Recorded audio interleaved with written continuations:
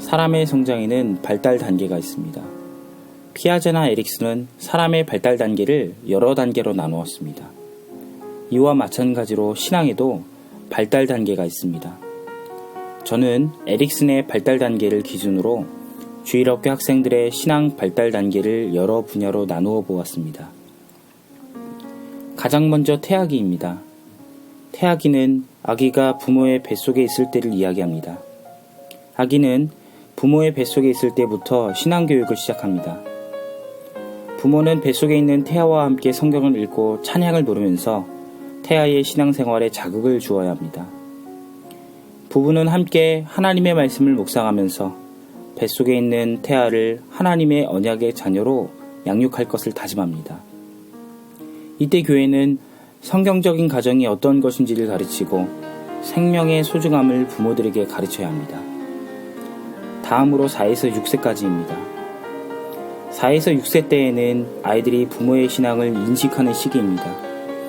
이 시기 때에는 부모에게 깊은 사랑과 애착을 느끼게 됩니다. 그래서 이 시기 때의 아이들은 부모에게 사랑을 받고 싶어하는 욕망이 큽니다. 4에서 6세까지의 아이들은 부모에게 칭찬을 받기 위해서 신앙생활을 시작합니다. 이때의 부모가 얼마만큼의 신앙생활을 가지고 있는지, 그리고 얼마만큼의 신앙생활에 관심을 가지고 있는지에 따라서 자녀들의 신앙생활에 큰 동기를 가져오게 됩니다. 자녀들은 부모의 신앙생활에 큰 자극을 받고 행동을 합니다. 부모가 신앙생활에 관심을 가지고 있기 때문에 자녀들도 자연스럽게 신앙생활에 관심을 가지게 되는 것입니다.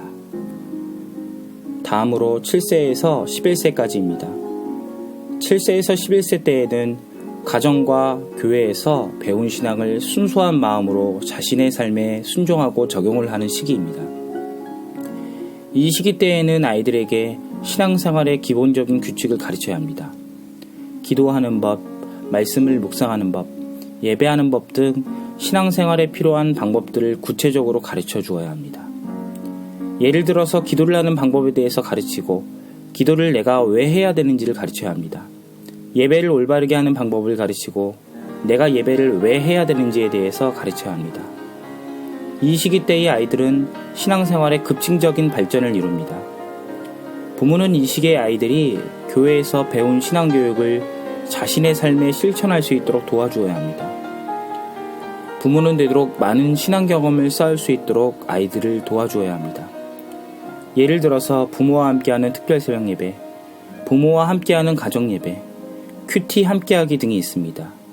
가장 중요한 것은 특별 새벽 예배를 내가 왜 해야 되는지, 가정 예배를 내가 왜 해야 되는지, 큐티를 내가 왜 해야 되는지에 대한 분명한 이유에 대해서 답변을 해주어야 하는 것입니다. 다음으로 12세에서 17세까지입니다. 12세에서 17세까지는 자신의 신앙을 스스로 형성하는 시기입니다.